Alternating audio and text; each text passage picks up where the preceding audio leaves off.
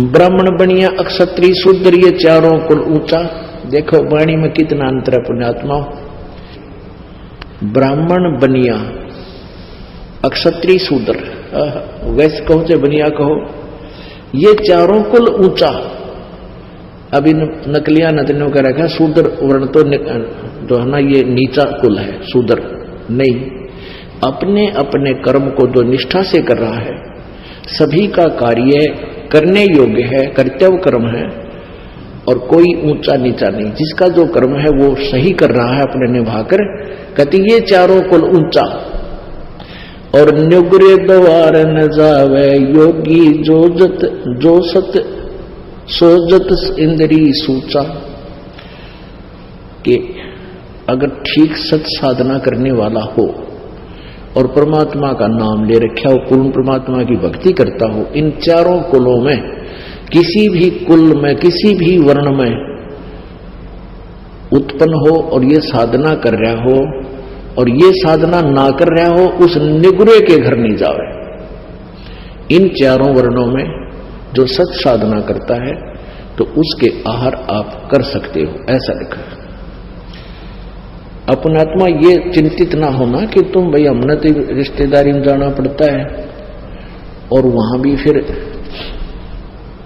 रोटी तो खानी ही पड़ती है, मारा भी बाहर लगेगा, वो भी नुग्रे है। तो उसका एक बता रखा है एंटीबायोटिक आपको, कि कहते हैं आप वहां जाते हो, खाना खाने नहीं जाते उनके वहां पर, और आपके पास एक ऐसे मंत्र हैं, उस नाम के जाप से, ये तो जो भक्ति नहीं करते ना उन पर असर है, और किसी कारण से आप जी ने कहीं आहार करना पड़ जाता है तो परमात्मा का नाम जाप करते रहिए।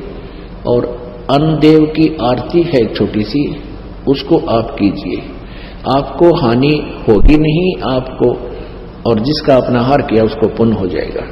इस तरह मालिक ने बताया है। ये तो उनके लिए बताया जो मांगते फिरते हैं और फिर भक्ति की भी रीस करते हैं। पहले तो साधना शास्त्र विरुद्ध, और फिर किसी का भोजन लेकर खा लेते हैं, उनके पास वो भक्ति सत्य है नहीं जो उस पाप के भोजन को हजम कर सके, यानी उसे डिस्टर्ब ना हो। तो आप जी को मंत्र दे रखे हैं, आपका मन वहां रोटी खाने का नहीं था, किसी विशेष उद्देश्य से गए हो, गए को आहार किया दिया है तो आपको हानि नहीं होगी। ये उनको कहा जाता है जो परमात्मा की आड़ में उनको लताड़ा जा रहा है, जो भगत और संत बनकर और फिर मांगते अंडे। क्या बताते हैं, राजा राज रसातल जाई, कौम छती सो डांडे, सब है अपावन कहिए भाई, योगी किस दर हांडे। अब ये संत है ना नकली, ये राजाओं के गणे जाया करते, क्योंकि वहां अच्छी जो है ना उनको पैसे मिलते थे, तो वहां से वो भिक्षा अच्छी मिलती थी, उसके लिए वो दक्षिणा अच्छी मिलती थी। तो यहां बताते हैं राजा राज रसातल जाई, राजा नरक में जाएगा, क्योंकि कौम छतीसों डांडे, अब सभी अपावन कहिए भाई, योगी किस तरह हांडे। राजा जैसे राजा लोग टैक्स लगाते हैं आपके ऊपर, तो उस टैक्स के माध्यम से अच्छे बुरे गरीब अमीर सबका पैसा राजा के पास जाता है, और उसी से वो अपना निर्वाह करता है, अपनी सेना रखता है, अपने ऐश्वर्य के साधन करता है। उसमें से फिर कहते संत जाकर खावे तो वो भी साथ नरक में जावे। एक हलाई सेंस कसाई, पलड़ा बेस बजावे, और कोठे माही नाज घाल के कोरा काल मनावे। एक अलाई होती है, जैसे किसान हल जोतता है ना, और एक एकड़ मान ले जमीन है 200 फुट लंबा और 220 फुट लंबा और 198 फुट चौड़ा, ऐसा एक एकड़ होता है। तो उसमें हल से संवारते समय वो लगभग 20 फुट चौड़ा और 180 200 यानी पूरे एकड़ की एक साइड की लंबाई ले लेता। तो उस 20 बाई 220 मान लो, एक हलाई में जो वो हल के द्वारा जमीन खोदता है तो उसमें उसको 1000 कसाइयों जितना पाप बन जाता है। बताओ। और फिर कहां जाता है? वो क्या करता है उस पैसे, जैसे घन अन्न हो गया किसान का, फिर वो बेच का होगा बनिया का, बनिए का बेचता है तो बनिया के सोचा है उस अनाज को अपने कोठे में अपने सटोर में रख लेता है और फिर न सोचा ये भगवान इनका काल पड़ जा और तेरा गेहूं महंगा बिक गया। वह पाप का भागी कितनी दुष्ट सोच हो जाती है उस बिजनेसमैन की। तो कहते हैं 1 सेंस कसाई, मान लीजिए तो किसान के घर भोजन खाना चाहता है तो उसके ऊपर इतना भार बन जाता है। अपने आत्माओं, ये अध्यात्म ज्ञान है, ये तत्व ज्ञान है। इस तत्व ज्ञान को समझने के लिए आपको धैर्य रखना पड़ेगा, डगमग नहीं होना, घबराना नहीं। अब जैसे आप जाते हो किसी के घर, खाना भी खाना पड़ता है, किसान के घर भी जन्म है लोगों का, और भी बनिया के घर भी जन्म है। तो जैसे हम प्रतिदिन कपड़ा पहनते हैं, जैसे हम प्रतिदिन कपड़ा पहनते हैं और ये मैला हो जाता है, स्वाभाविक है, तो इसको धोने के लिए साबुन और जल का प्रयोग किया जाता है, ये स्वच्छ हो जाता है। ऐसे आपको एक मंत्र दे रखा सतनाम। इस सतनाम के जाप आपके ऊपर ये भार नहीं बनेगा। अब जैसे आप किसी रिश्तेदार के यहां चले गए, आपने आहार तो करना ही पड़ेगा, अपने मंत्र जाप करना, आरती करें, और अब आपको तो लाभ बाहर बनेगा नहीं, क्योंकि आपके पास तो वो साबुन और जल है, मैल कट जाएगा।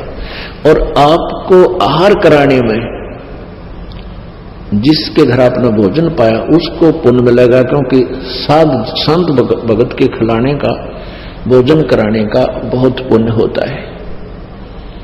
अपना आत्मा तुम गड़बड़ ना कर दियो, कभी भगतान बुला के जमान लाग जाओ, कभी मेरे वाले इस काम में फिर फेल कर दो तुम नहीं।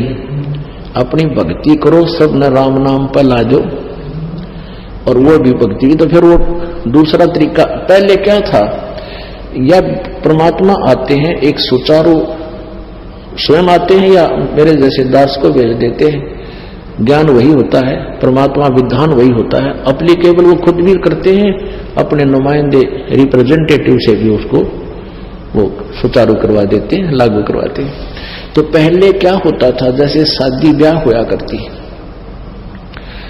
ब्याह होता था तो पूरे गांव में से प्रत्येक, पहले तो चूल्हा न्योत होया करता, छोटे घर थे, गांव थे, पूरे के पूरे घर को आमंत्रित करते थे कि आज आपने हमारे घर भोजन खाना है।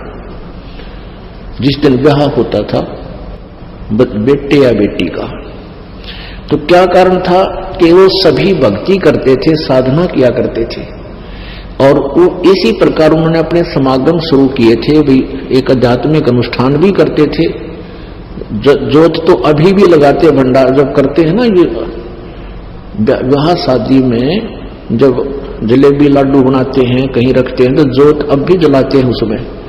तो अब तो वह लकीर पीट रहे हैं, और आज तुम्हारा खाका ये मैं तुमने बोला, मैं तुम्हारे खाका आया था, इसलिए वो एक परंपरा बन नहीं। पहले ये उद्देश्य था कि सभी भक्ति करते थे और भक्तों को अपने घर पर बुला के आहार कराया करते थे। तो ऐसे फिर वो कभी उनके होता था, वो भी यही लालच करते थे कि सारे भक्त आवें, भगवान की यहाँ चर्चा चलावें, अन्न खावें, संत को खिलाने का लाभ मिले। तो ये परंपरा चलती चलती फिर इतनी बिगड़ गई, फिर नौते शुरू हो गए, तुम वो न मारे, नौता दिया था मैं भी उनके देखा हूं, अन्यथा नहीं। तो ये प्रोग्राम तो पहले बिगड़ का बिगड़ा हुआ रूप हो गया। तो ऐसे आप अपनी भक्ति करते रहिए, आपको हानि नहीं होगा। जैसे ये दास आपको मना करता है कि जो कोई धार्मिक अनुष्ठान करते हैं, आन उपासना करने वाले, वहां आपको नहीं जाना चाहिए, उस दिन आहार नहीं करना चाहिए वहां पर। क्योंकि उस दिन वहां जाने में आपका सहयोग होगा उस शास्त्र विरुद्ध साधना में। गीता जी अध्याय नंबर 16 के श्लोक नंबर 23 में कहा कि शास्त्र विधि को त्याग कर जो मनमाना आचरण करते हैं